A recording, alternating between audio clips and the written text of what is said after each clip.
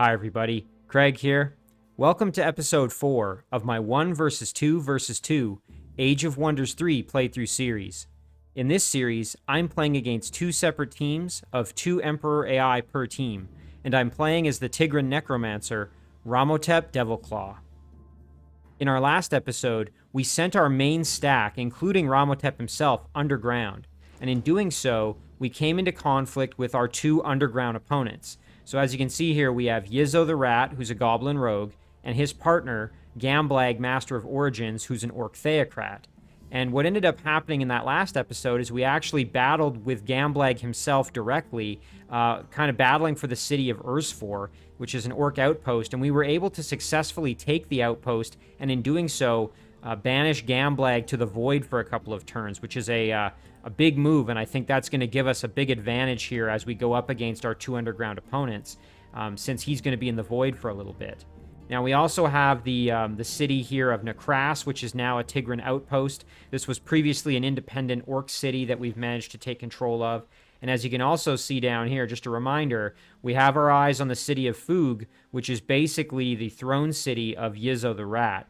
And so, again, we're in really good shape here. And last episode, we did get our heroes much closer to level 7, which, again, for Necromancers is critical because that's going to give us access to greater Reanimate Undead. And as you can see here, Ramhotep himself is very close to leveling up, and Jafsar is getting there as well. So we're in really good shape. And I think what we're going to do this episode is try to just really kind of keep the pressure on our 2 underground opponents and see just how much damage we can inflict. However, before I dive into the episode, I did just want to give a couple of quick shoutouts to a few individuals who left some fantastic comments on the previous episode. The first of those comments is from Daniel Felipe Ortega. Daniel has mentioned that he's really enjoying the series so far, which I really appreciate, Daniel. Thank you for that. But Daniel also mentioned that he's quite excited to see an expedition into the Shadow Realm, which so far we haven't gotten to see in this particular playthrough. And I'm excited for it as well. So if you'll remember, when I set up the opponents for this series, and again, I actually chose who my opponents were going to be, I picked 2 opponents who were going to be sort of suited to the Underground, and then I picked 2 other opponents who were going to be potentially suited to the Shadow Realm. So one of them is a Shadow Elf, and the other is a Draconian.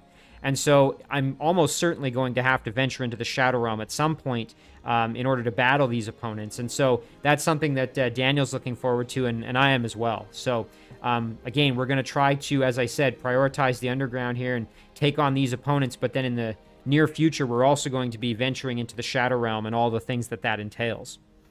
The next comment here is from Ivan Rockland. Ivan pointed out that he was really glad to see that in that previous episode, I decided not to use my sort of, as I've been calling it, the cheesing approach or the cheese approach to defend my cities against roaming units. And that was in particular here for my throne city of Tushari. There were some roaming units that were threatening it. And again, I had sort of not done the best job of clearing the area around the throne. So presumably there's a spawning structure over here in the mist, or perhaps over here to the right. So eventually I'm going to need to take care of that. But, oh, and there they are. There's the roaming units right here. You can see we've got 2 human freelancers and an orc scoundrel. And so in previous series, what I've done is exploited basically a way of kind of manipulating the battle system and also the AI. And what I would do is I would run away, keep my unit as far back as possible, and basically prevent the attacking army from hitting me for 5 turns, and that would end the battle. So that only works with certain units, but in this case, these units would probably not be able to get to me in time, even the Orc Scoundrel with his sprint and ranged attack. But I decided not to use that because it is a bit of a crutch, and Ivan had actually previously commented and suggested I not use it, so I'm going to stick to that, and so Ivan was glad to see it. Again, I want to try and, really improve and make sure I'm not using any of these kind of they're not really cheating, but a way of kind of exploiting systems in the game that maybe aren't the most honorable, let's say. Ivan also pointed out that the big beetle that I included in my stack underground does have tunneling. So let's go and take a quick peek at that. So you can see right here that the big beetle, which is a tier 2 animal unit, and it's currently living, it is not an undead unit, but it does have tunneling. And this is actually really important because I'm going to then have more flexibility underground here. So if I wanted to, again, kind of carve my way back through this soft dirt wall here. Or, for example, to, try to kind of surprise my opponents with kind of a moving through an area that they might not expect. Tunneling is going to come in handy. So it just gives me more flexibility and more movement options, which I'm glad that Ivan reminded me of that. The next comment here is from Albtrom. Albtrom pointed out that gold is often the rate-limiting resource for necromancers due to a weak economy, and that really is absolutely accurate and true. This is largely due to the fact that as a necromancer, you don't get the benefit of happiness bonuses that most other, well, basically every other class gets access to as a result of their citizens basically being alive. And so the benefit of being the necromancer is you don't really have to worry so much about a lot of the negative morale penalties, like, for example, being in a terrain type that your units don't enjoy. But at the same time, you do have to worry about the fact that your economy is going to suffer from maybe not having as much happiness, or, well, I should rephrase that, not having access to happiness-based bonuses. So it's kind of a two-way street. You get a benefit, and you also get sort of a disadvantage.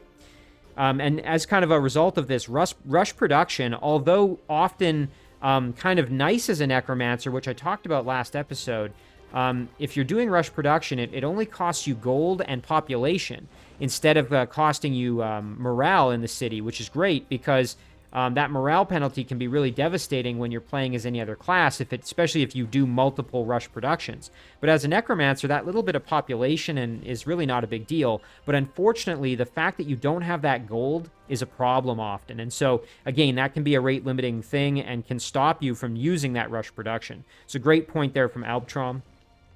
And then a comment here from Lance Fair. Lance kind of echoed the same comment that Albtrom had, so agreed with him very much. And the idea being that, again, it's very difficult when you are playing a necromancer to kind of have enough gold consistently to use rush production. But Lance did also point out that in regards to defending my cities, kind of as a piggybacking a little bit on my previous mentioning of Ivan's comment, when we're trying to defend our cities here, Lance is suggesting that, especially against these kind of roaming units, it's often best to try to have at least 3 ranged units that can be up on the walls of a city and defending. And again, I kind of have to balance the fact that, I really haven't developed the city that much for production at this point. I do have a few other units here that aren't ranged units. I have my Cadaver and my Lost Soul. So again, a good point there from Lance to think, having a single unit on a city really maybe isn't the most beneficial. So big thank you to Lance for that one. And as always, thank you to everybody for the fantastic comments. I'm always extremely impressed by what you guys come up with and the excellent advice you guys have. So thank you very much. All right. So enough of my yammering. Let's get into the actual episode here. So we were kind of right at the end of our turn, and I'm going to just see now. Do I want to summon anything? We have 131 mana here. This would only cost us... Yeah, you know what? Let's maybe do that. We can do our Lost Soul here. Again, we can afford it, given that we've got a pretty good mana income now. That's a result of a few things, but one thing that we did do to augment that mana income was build some shrines. There they are. I just wanted to highlight that. And of course, we have our Shrines of Unlife in effect, which is giving us some population growth, but also giving us that extra mana. So that's making a big difference for us. But in any case here, let's end the turn and see what happens. Because I think we've basically exhausted everybody's movement. Let me just make double sure that we've done that. Yeah, and so our main stack is kind of out of movement. I'm thinking what we do next turn is I'm going to move Jafsar and Ramhotep's stack here over to this Ancient Ruins, clear it out, try to get... I'm hoping then I'll get Ramhotep up to level 7, and then we can sort of go from there. And we could either maybe clear out this Ancient Ruin over here, and then kind of loop around this way, or alternatively, we could just make an immediate U-turn, head back down, clear out this tomb, potentially recruit an undead unit from this tomb, and then move down to really try and see if we can capture the throne city here belonging to Yizzo. But let's see what happens here. We may get a retaliatory attack, so let's end the turn and see what happens. It sounds like some walls are being destroyed, and I also heard a summoning sound. Oh, and look at that. Oh, you know what happened? It wasn't a wall. Yizzo destroyed the Watchtower that was giving me vision on his throne city. That was a smart move by him. If I'm not mistaken, when the Empire AI are not being viewed actively by you, they get to kind of employ their sort of their exploits, if you will. Basically, the Emperor AI, and again, please correct me if I'm wrong on this one, but my understanding is that the Emperor AI, one of the advantages it gets is that when it's not in your vision, it gets a kind of a few of, like, I guess you would say, extra little cheats that kind of help it out in terms of unit movement, and in particular, if the AI is controlling undead units, I believe that they actually heal regardless of whether a healer is in the stack when they're not in the player's vision. So again, and then also just from a strategic standpoint, I don't know what he has there anymore, so I can't kind of spy on him. But anyway, if anyone knows different about the benefits that the Emperor AI gets to kind of make them that much more challenging, please chip in the comments. Okay, we did have an item here that arrived for our Warlord hero, Panthera One Eye. So now we at least have a little bit of elemental capability with for range damage with our hero. Now, we were trying to kind of build a bit of a stack for a Panthera. The only problem we're going to run into is obviously we don't have any healers for our undead in this group. But that's something we'll have to deal with kind of as we go forward. Perhaps I'll get access to my reanimators in the near future. Otherwise, I'm going to go for Healers of the Dead and try to recruit some additional support units and have them maintain my stacks. But, all right, let's see. So, doesn't look like we've got any of our opponents really in view. So nobody's, at least as far as I can tell, no one's encroaching on us at the moment. So maybe we'll start with kind of what I said. We'll move over. We'll raid this ancient ruin. We've got a plain touch goblin, which I remember they explode, so we have to be careful. When they die, that is. And then we've got monster hunters and a berserker. Okay. So, in this battle, I'm going to try my best to make sure my heroes get as much experience as possible. As I've mentioned already, Ramhotep really doesn't need much to get up to level 7. I got to remember to use this free attack with Throw Sun Spear, because I've been forgetting that in this series quite a bit. So, that's one I got to make sure I use as much as I can. Alright, let's move up with Ramhotep. And we don't want to necessarily get too aggressive here. I think what we'll do is we'll throw Lion's Courage onto our chariot. Again, this is our tier 3 Royal Chariot, now a Champion 1, so very, very powerful unit at this point. And I might even consider... Well, you know what? No, I'm going to park there and let them kind of advance on me slightly. I want to keep my Big Beetle somewhat out of danger, given that it's not an undead unit at the moment. And so as a result, it's a little bit more challenging to actually heal successfully, given that Heal Undead is an extremely good healing ability, actually, as you can see, 25 health. And once you have some good healers, Undead are actually, you know, kind of overflowing with healing in a lot of ways.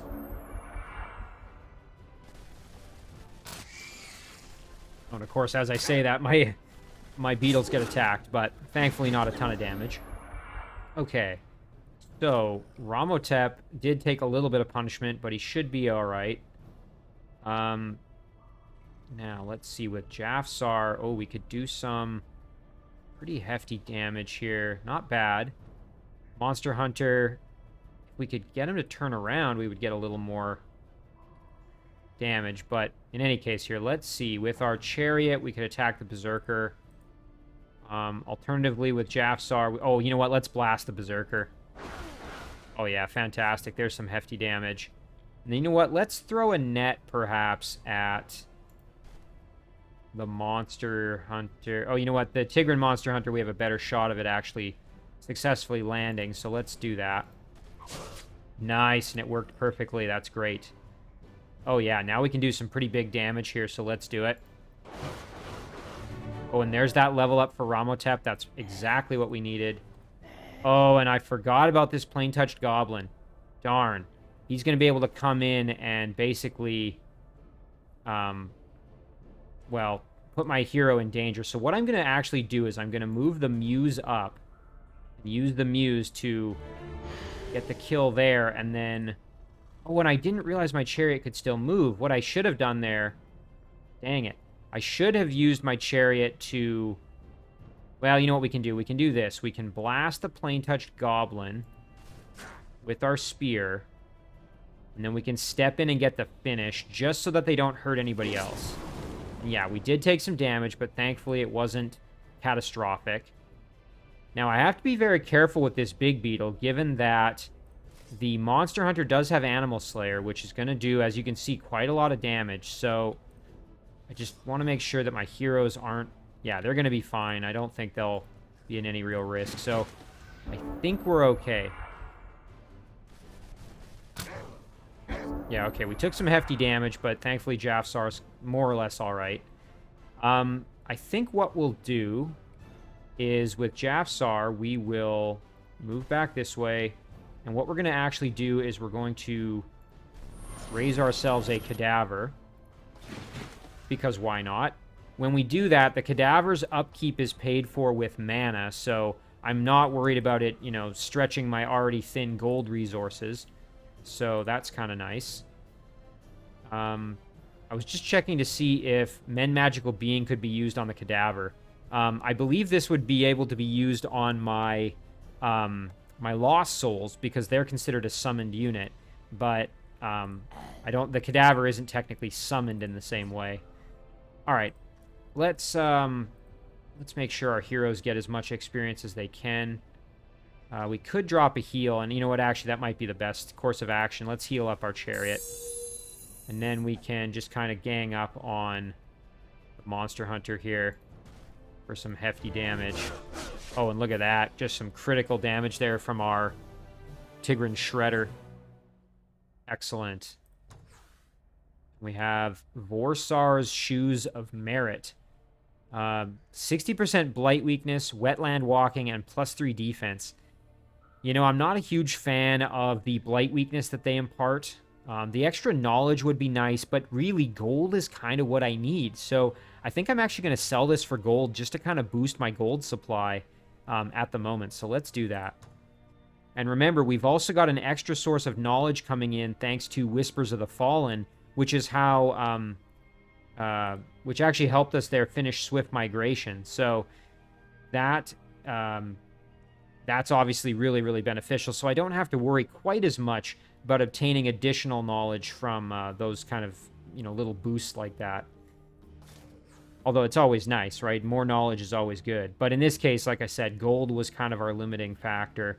So now, here we go. Here's our big ticket item. Greater Reanimate Undead, level 7. So let's grab it with Ramhotep. Very nice. Okay. And then we're going to save our other points here. And now let's see. How close is Jafsar? He's 45 experience away. That's probably, I'm going to say maybe 2 more battles to get him up to level 7. So now the big question, do I want to go back this way and grab the tomb now? Or do I want to try and perhaps... Well, look at this. We've got this brigand hideout up here that's going to need to be cleared out. Now, one thing we could do, since we have tunneling, is we could actually go and do that this turn. Maybe what we do is we clear this out, we clear out the ancient ruin, and then we head over to the tomb and go down to face Yizzo. The only thing is I don't want to give Yizzo too much time to build up, but I'm thinking that if I can get Greater Reanimate Undead with Jafsar as well, we'll have not 1, but 2 opportunities to recruit some powerful undead, hopefully from this tomb. So that's kind of my thought process there. You know, I think that might be worth the risk. So, like, and when I say the risk, I mean the added time that it's going to take me to get down there to face him. So I think that's what we're going to do. And I can also recruit a few additional units, hopefully, along the way. All right, so let's do it. We'll head up this way, do a little bit of tunneling, and then we are going to engage this battle purely to get rid of this structure and also to get some experience. Again, mainly targeting Jafsar with this. So, there's a little bit of damage. So one thing we can do right off the hop here with... There's Jafsar. There he is. We have to be careful with Jafsar because he is kind of hurt right now, so we don't want to put him too far into the action. We can drop a heal, though. That gets him... That got him 6 additional experience, I believe. So that's not bad. And then our Muse can buff one of our units, and I think we'll buff our Chariot as we tend to. There we go. And then our Shredder perhaps can throw a net, maybe? Let's see. Okay, we had kind of low odds, but worth giving it a try. And let's step up, blast those freebooters with a little bit of damage, and we can attack the obstacle as well. We'll keep our big beetles kind of out of danger, and Ramhotep will also keep back. There's no sense letting our heroes take a bunch of extra damage and making it really risky, so we'll let our upfront fighters do the work. Oh yeah, and do the work they are, as you can see. So Jafsar can blast the freebooter here, hopefully for the kill. Yep, no problem there. Now we're up to 322 out of 350, so we're getting there. Another heal for our Chariot, perhaps. Again, I do have to be kind of careful. I don't want to put Ramhotep in too much danger. Maybe what we'll do is we'll just use our Shredder here to try and kill the Scoundrel. Yeah, there we go. Okay, now I feel much better about it. So we'll move up, drop a heal. Again, the Dwarf Ruffian is a melee unit, so I'm not as concerned. We're going to put our Chariot into defense mode. Might as well move our Muse up just to inspire. And then let's see what happens. Okay, moving out to attack the Muse. I forgot about the gate, but that's fine. So Jafsar's already done his healing, and so has Ramhotep. But we could, why not, grab ourselves yet another cadaver. It's really only costing us a little bit of mana to do that each turn, or each time we do that. And then subsequently the upkeep. I should say, the mana cost is incurred on the upkeep each turn after we've done that. That's a more accurate statement there. So let's move Jafsar up. And we'll blast for some damage. Very nice. We're at 328. And then... now why don't we use our Shredder here to do some hefty damage. Very nice. And then we can get the kill with either... Well, we're going to use our Muse just so we don't take any extra damage with anybody else, I think. Yeah, both our heroes, our leader and our hero, excuse me, have done their job. All right, perfect. And we did get ourselves another cadaver. Oh, and a Goblin Looter. And you know what? I'll take an extra unit because Flying Scimitar there, or Scimitar. Let's see. It gives you throw swords. Throws sword at target enemy unit, so another ranged attack. The Looter wouldn't be bad to have, just to have a unit to kind of park on the city here, maybe with some cadavers. So let's do that. The sword here is maybe less exciting, but still useful. Let's see, Ramhotep. Yeah, we don't have anything but our magic attack with Ramhotep, so as for ranged options, that is. So let's send this over to Ramhotep. All right, so now I think what we're going to do, like I said, is we're going to turn around, and then let's head for the ruins since we're here. It is going to be tempting to kind of go this way, but I think it'd be faster to clear this and then head back over here. But we'll have to see kind of how things shape up. So our Looter can just go, and at least we'll have something on the city.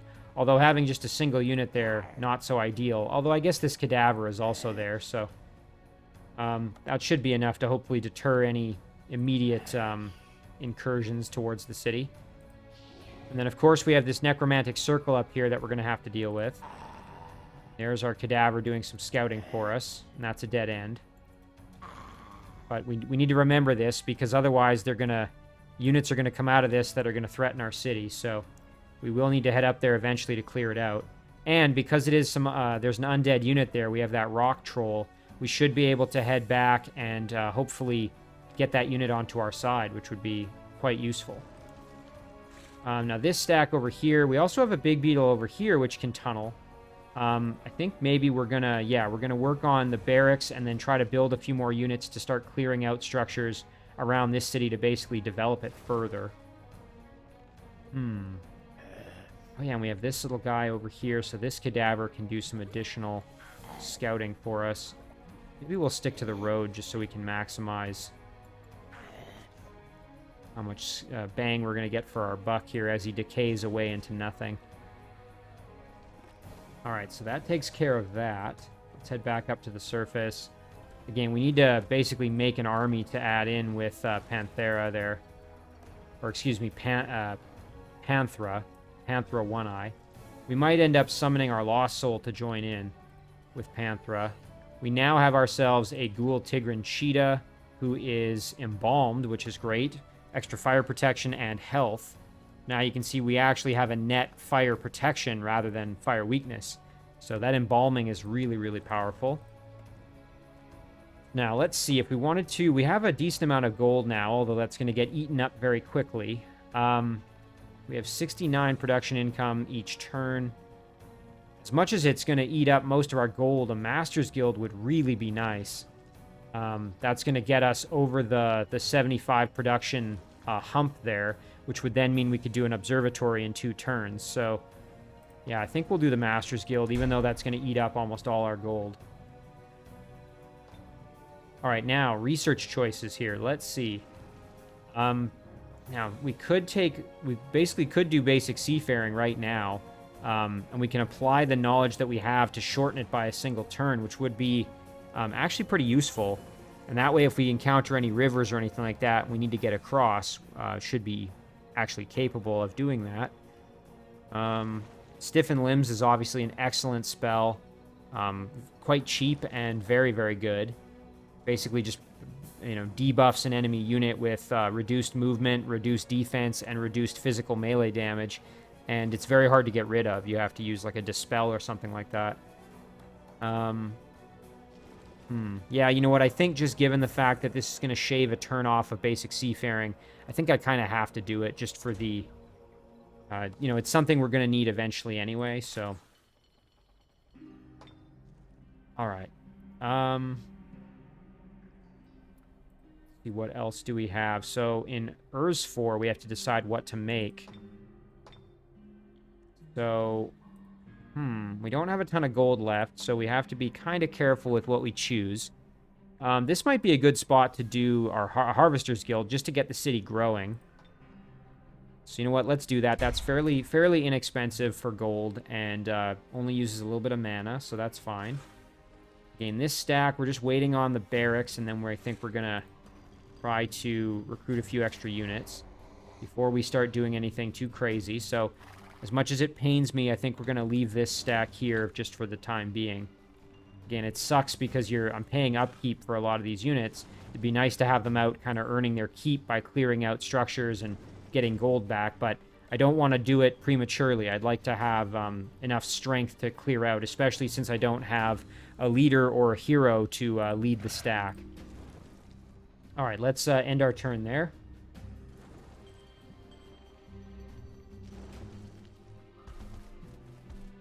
Oh, it looks like Gamblag has won a battle. I'll have to check out where that happened.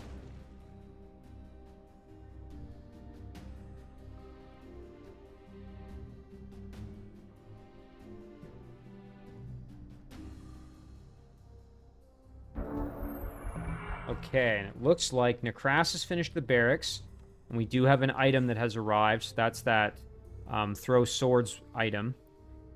And you can see there now we have it with Ramhotep. Let's just see. Oh, and I forgot about this. Ramhotep has Defender, thanks to his Tunic of the Young Adventurer, so that's fantastic.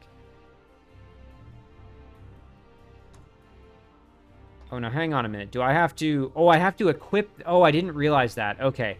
I thought this was one of the hold items, a usable item, but it's actually a weapon item. Well, that's kind of unfortunate. Let's see, does Jafsar have... yeah, he has a melee weapon. Okay, but you know what? Panthera doesn't, so let's send it over to Panthera, even though... well, actually, hang on a minute. We could just sell it, I suppose. I mean, it's really... you know what? Let's sell it for what it's worth. Yeah, let's do that. We'll just sell it. A little bit extra gold. Okay, Gamblag won a battle. Okay, so Gamblag has a decent amount of units here. He does have an Orc Annihilator, which is a tier 3 pikeman unit. That's pretty scary.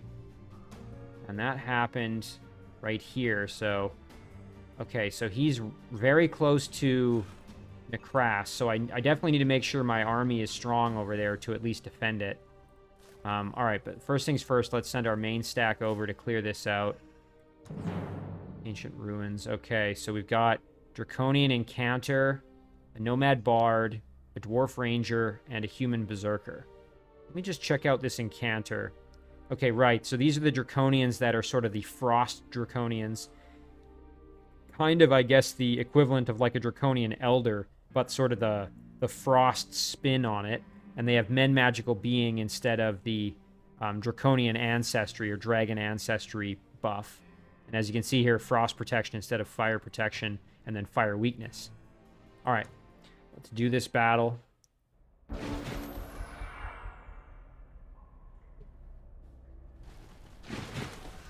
Okay. So, the Bard won't be able to charm really anybody, except might be able to try it on Jafsar. But I'm not too concerned about that. The Human Berserker we have to watch out because the Berserker does have charge, as you can see here. So we got to watch out. We don't want the Incanter to freeze us solid, and the Rager, excuse me, is kind of like a, I guess like a type of Berserker that can evolve. That's kind of interesting. Okay. Does have Guard Breaker though, so it's got to be a little bit careful. But yeah, we're going to use our standard approach here. We're going to buff our Chariot. I don't have to be... I can be a little bit risky with my units, given that I have the ability to revive them. I don't have to worry too much. I think we're at more or less full health with all of our units. That are undead, that is. So I think we'll keep our heroes back, and got enough mana. We could cast a spell with Jafsar, and I believe that gets us experience. So why don't we throw a Stiffen Limbs just for fun here, and let's double check. Did that get us experience? It did. Okay, a little bit, not much, but a little bit. Oh, and I should have turned Jafsar around. Oh, and it charmed my... Yeah, there we go. I took a flanking hit. I was just going to say, I should have turned Jafsar around before I cast that spell, because he took extra damage there. So, let's kill the Bard. And that's going to, yeah, free up my Big Beetle, which is great. And then, actually, I should have used Jafsar to get the kill there. That would have been, I think, a smarter move. So now, and we have to be careful. We don't want Jafsar getting killed. You know what we'll do here? There's the Bard. I think we'll move over like this. And then what we'll do is we will... There we go. Get ourselves a Cadaver. A little more experience there. So we're getting really close. Then our Muse can perhaps... Well, we'll blast the Berserker, I think. Nice, critical, that's great. We get a free hit here, so let's take advantage of that. Nice, the Incanter we can blast for some damage. And then let's attack the Berserker. Nice. And then Ramhotep can step over and blast for a tiny bit of damage and some despair, which isn't bad. And then let's get the kill here with the Big Beetle if we can. Ooh, not quite. Okay, but close. Okay, and the Immolation killed the unit. We took some damage, but nothing we can't come back from. So then Jafsar here. Now, what I'd like to do is try and drag the battle out a little bit. So let's head over and drop a heal. Now we're at 343. Now, to try to drag this battle out, I'm going to bring my Shredder over. Try to get... Ah, dang it, didn't work. I was hoping that we could ensnare them in the net and use that to kind of drag the battle out longer. Give me a chance to get some more experience with Jafsar there. One thing I could do, I suppose, is use the Muse to kind of soak up... You know what? Let's try this. Again, it's a bit of a risky play, but we're going to use the Muse to try to soak up some of their... Yeah, there we go. Now the Rager doesn't have any movement left. And I think... Yeah, there we go. Now it's back to our turn. And now, I believe with Jafsar, we can move in and get the kill and hopefully get that level up, which would be ideal. And you know what? We can... You know what we can do is we can move over with Ramhotep and grab ourselves another cadaver, because why not? And then we'll move Jafsar over like this, and we will blast for some damage. Oh, and how close did that get us? Oh, unfortunately, that didn't get us any further. Okay, that's a shame. Maybe we had to get the kill. Oh, and you know, I probably should have moved around and flanked or used melee. Yeah, that's too bad. Well, okay, it was worth a try. In any case, Jafsar is very, very close. Okay, look at this. We've got Halfling's Party Kit that would give, and this one is a usable item that would give Fireworks, which is a pretty decent ranged attack, some extra gold, and some knowledge. You know, I'm kind of inclined to take this for the knowledge, because we are still getting some gold. I mean, 200 gold would be great, but that knowledge is really useful. So I think I'm going to take it. We'll give this to Ramhotep. And look at that. Okay, so now we've got another research choice, which is great. We finished off Seafaring. Now, let's see. What's the fastest way to get back to this tomb? Be to head that way. You know what? If Gamblag is doing some fighting down here, it might be better to actually head down this way. And we got a little extra gold there from digging. Well, we can clear this structure out. Oh, and look at this, an Orc Siege Trooper. Yikes. A Tier 3 pikeman unit with Tireless. Obviously, First Strike and Polearm. It's an armored unit, and it has a shield. Wow. Very, very scary melee unit right there, that's for sure. Let's see what it gets as it levels up. Improved wall climbing. Well, that's pretty powerful. Mind control immunity. Wow. Pretty beastly orc unit there. That's pretty cool. Okay, so Summon Lost Soul is ready to go as well. Again, I think I'm going to use this back above ground. I'm going to use this for my Warlord hero, just so that we at least have some units in here we can work with. And look at that. We've got some roaming units here. Obsidian Wyvern, a Lurid Crab, and a Baby Shock Serpent that are threatening our Tigran village of Toongale. So might be worth heading out and seeing if we can win this battle, but I'm not super confident given that we've got two Tier 2 units here, so we might want to add just a little bit more reinforcement before we get too wild and crazy. So maybe we'll do one more Lost Soul. And in the meantime, our throne, we're working on our Masters Guild. Yeah, and it's not the most efficient leaving all these units here to guard the city, but at least I don't have to worry too much about the roaming units threatening it. But it really sucks having my hero here kind of just sitting there twiddling his thumbs. Now, an option would be to try to get Panthera down to lead my underground forces down here, which are a little bit stronger. And we have the production capabilities in this city as well, which now has a barracks, meaning that we can produce these Ghoul Tigran Sun Guard, who are very, very strong. And we also, of course, have the Embalmers Guild, which is going to make them that much more powerful. So I am going to produce one of them. And then just jump back up here real quick. So, do I want to try this battle? Honestly, not really. We don't... Oh, we do have an Embalmers Guild in this. Okay, so if we do take damage, and we can come back and heal at least our undead units. Get the feeling, though, if we try this, we're going to lose at least one unit. What kind of spells do we have with Panthera? Oh, we do have Last Stand and Lion's Courage, so... you know... What the heck? Let's try it. This might be a bit of a... You know, a gamble here in terms of going up against units. I mean, I'm not worried about winning the battle. What I'm worried about is losing units unnecessarily. So, I'd like to avoid that if possible.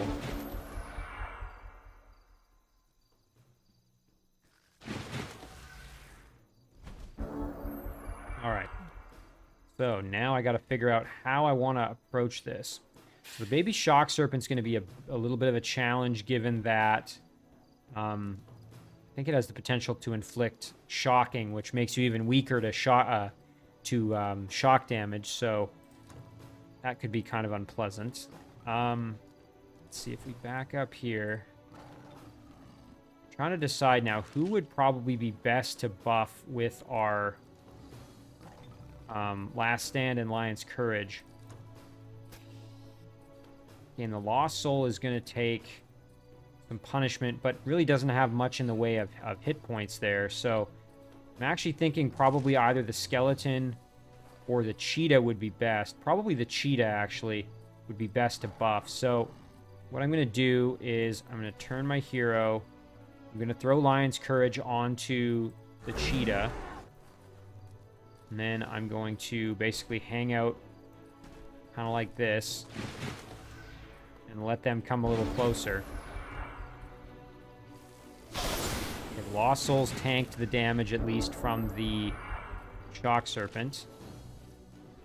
Now the question is, it's not going to be enough to get the kill, but it'll be close. Or at least it'll do a fair bit of damage. If we're doing max damage, we're going to do 12 times 3, or we're going to do 8 times 3. So that'll get us pretty close. Hopefully we get some half-decent rolls here. Now, not terrible, but not great. Okay,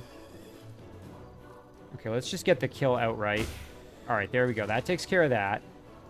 Now, our Cheetah... we have to be careful. We don't want our Cheetah necessarily, getting killed off or anything. So what I'm going to do is just park like this. We're going to just form a bit of a defensive perimeter there like that. We're going to leave the skeletons off like this just so that we can still... Okay, nice. They killed the Lost Soul. That's totally fine.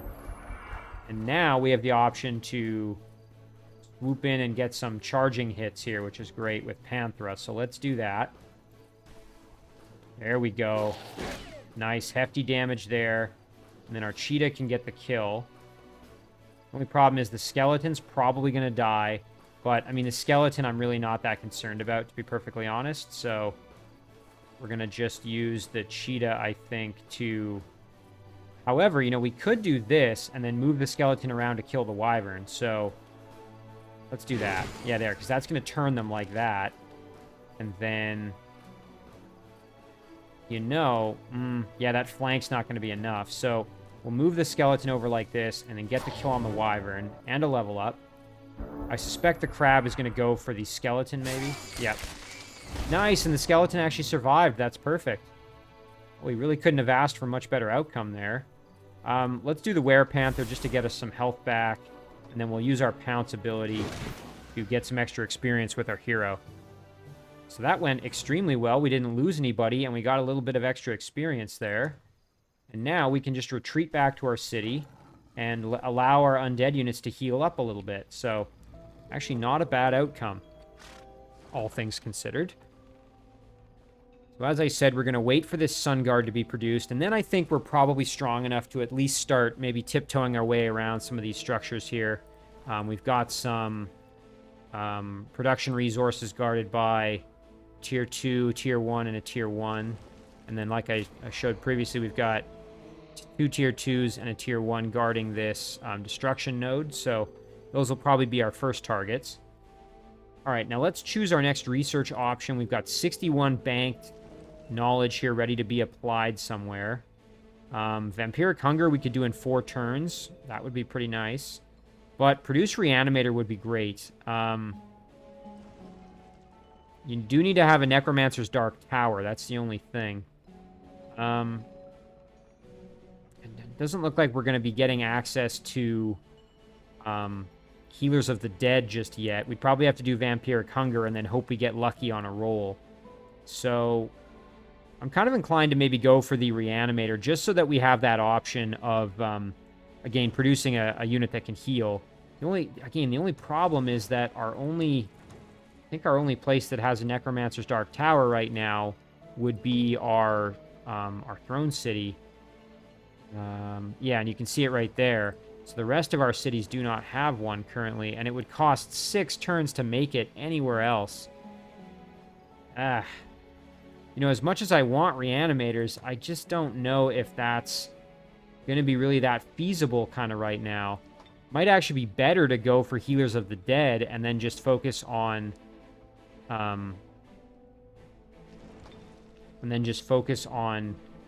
getting healing through support units, basically. Like, I can make a temple in each city and produce a support unit that way. Again, it's a bit of a gamble, though. Now, the other option would be I grab Stiffened Limbs or Necromancy just outright. Again, Embrace Darkness would be great to get as well, as that's going to allow us to improve our units that are coming out of cities where we're producing units. Gives them lifesteal and dedicated to evil, so that lifesteal is very useful. But man, I am leaning towards getting Vampiric Hunger. And you know what? That would help with our healing for our irregular infantry and pikeman units. So, you know what? As much as this kind of pains me, I think I'm going to go Vampiric Hunger. You know, it's always a tough call with the research choices, so... Let's see. Yeah, this stack, again, we're going to leave them. And we'll finish up doing some extra scouting with our little unfortunate cadavers that are withering away. Okay. We got another one over here. So this guy... Again, I'd actually like to get an Embalmers Guild here in Ursfor so I can maintain a few of these little guys to maybe help kind of guard the city. Now, I'm tempted to maybe grab these haste berries with this little guy and just keep going north to see what I can see. I think these regenerate in 5 turns, and it's unlikely that my main stack's going to head up there in the next 5 turns. So, yeah, I think we'll do that. Okay, so that's a bit of a dead end there. Let's head over to the bridge. Okay, and there's a spawning structure. I'm glad we know that that monster den is there. Got a War Guest, Red Raptor, and a Green Raptor. Let's keep moving. Oh, and look at that. We've got a hero belonging to Gamblag all by himself. We've got Argar Battlemaster and Orc Warlord. Interesting. I'm really not sure where Gamblag's throne city is, but hopefully we'll find that fairly soon. All right, now this little guy... you know what, I might have him maybe tag along with my main stack here, even though he's going to wither away to nothing. I can at least head over. Oh, there we go. Okay, so maybe Gamblag's down here. That would sort of answer my question right there. Okay, we're going to end our turn there.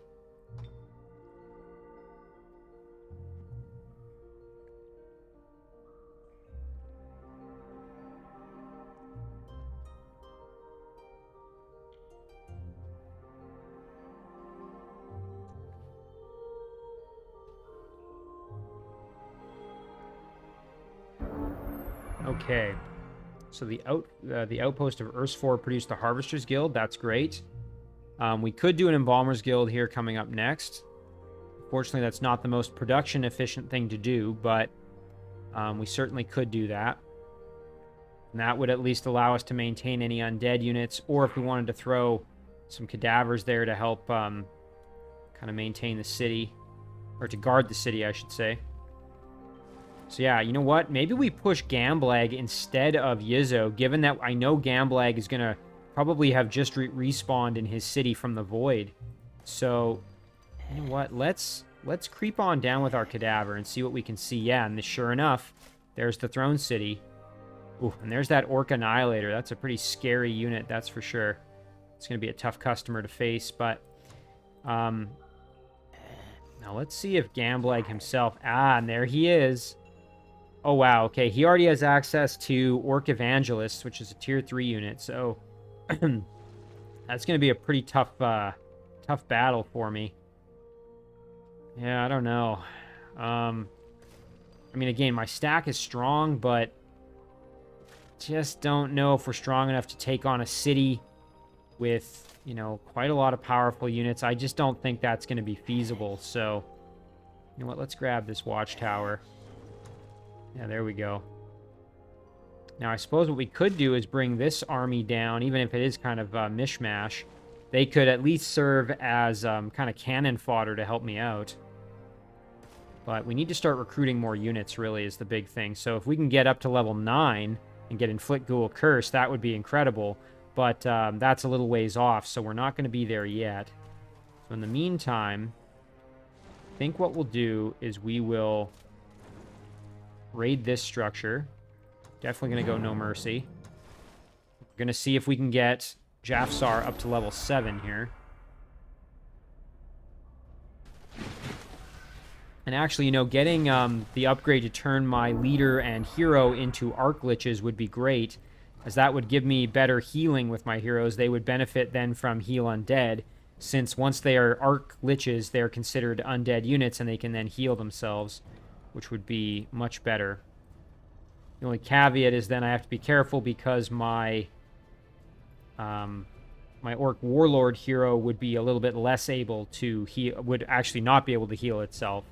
So that's the only caveat. Let's light up this Torturer here. Nice, hefty damage. That's great. And then might as well immolate, sure. We have to watch out because this pikeman is going to be able to inflict some nasty damage on my chariot. So I think we're actually going to back up 1.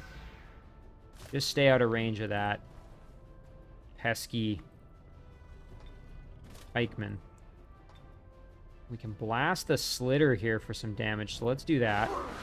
I have to be very careful. I don't want my heroes dying on me anytime soon here. Let's move our Shredder up. Do some damage there. And then we can head over like this with Ramhotep. Oh, and look at that. We could potentially get the kill if we get a high roll, but we probably won't get quite a high enough roll. Oh, and we did. We got lucky. Okay, that's great. That just kind of frees up me having to worry as much about my heroes. So I'll park the Big Beetle in front just for protection, and I think we are in good shape. Yeah, there we go. No worries. Okay. So our Muse can kill the Torturer. Alternatively, and Jafsar is now level 7, which is exactly what we needed. Blast the Drudge for some damage here. We do have to be careful. We don't want to get in the line of fire of this Siege Trooper. So let's blast for some damage. Nice. Oh yeah, we can get the kill here, no problem at all. You know what? Might be better to... we're not going to get the kill there, so that's no good.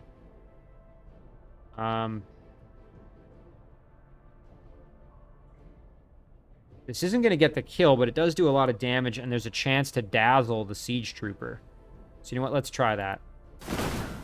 Nice, and it actually worked. Okay, so now that the Siege Trooper is dazzled, this unit cannot retaliate or make any attacks of opportunity, which means we can basically just get free attacks on him when it's our turn, which is really, really useful. So then, let's see. Does our Royal Chariot have... I was going to say, I don't think it has killing momentum. But I have to be careful. I don't want to use up my... Okay, we'll get the kill there, and then... Oh, that Siege Trooper is still going to be pretty tough there. All right, we'll get the kill like this, and then what we'll do is... Even though our Chariot's going to take some serious punishment, we have our heals. We can definitely use them. I'm going to leave my Big Beetle out of it just because the Big Beetle is alive. Oh, and they're running away. I completely forgot about this. So because my Royal Chariot has Fear Strike, they basically just cause them to panic and run away. So now we can use this opportunity to kind of like sort of get our bearings here. We can drop a nice heal.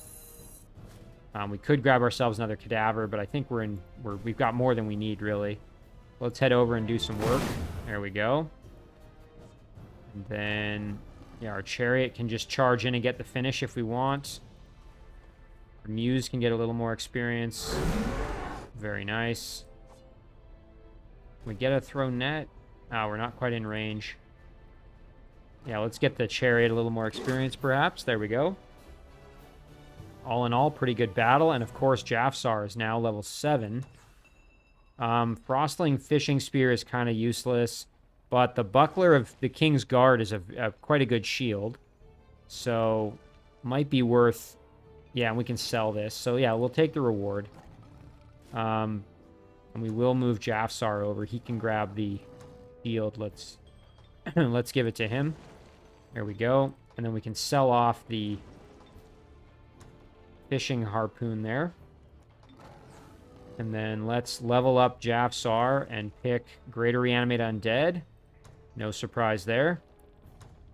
All right, fantastic. So now the question, do we want to attack Gamblag? I think the answer is no. I don't think we're strong enough. So instead, we're going to head back over here and raid the tomb and then see if we can recruit some new undead friends, I think. Now that we've got not one, but two necromancers capable of doing so.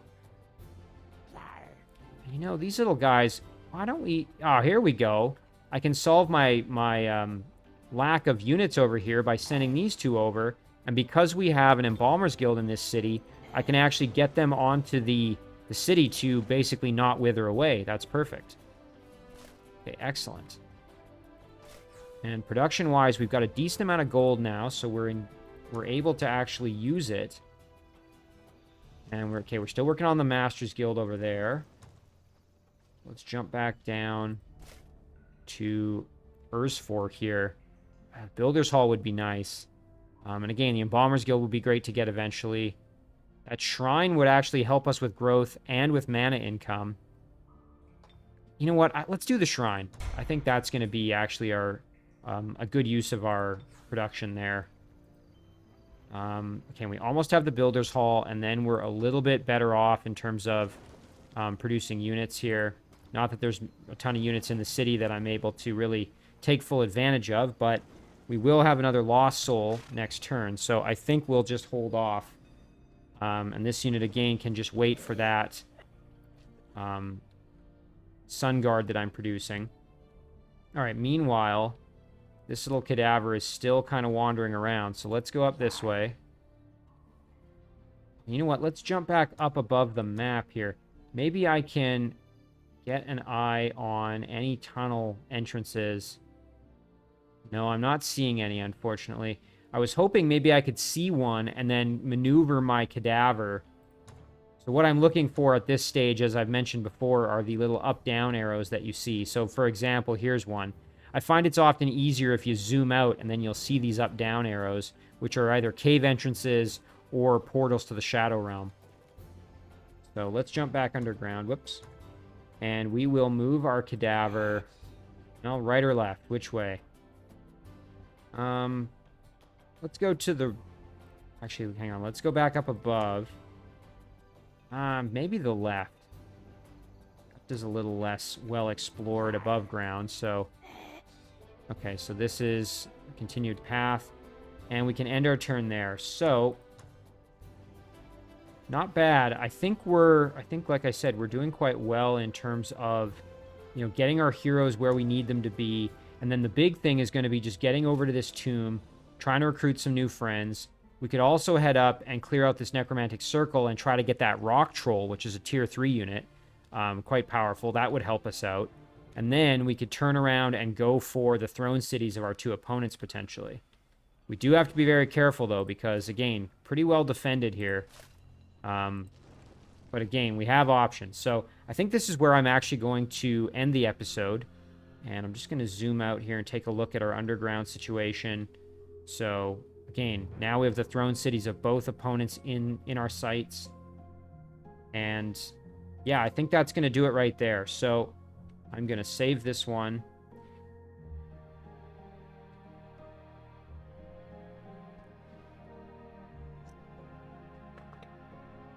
Apologies, technical difficulties. Just have to reset my mouse real quick. We are going to save this one. We're going to call this one episode 4. And as always, guys, thank you very much for watching. I really do appreciate it, and I will see you in the next one.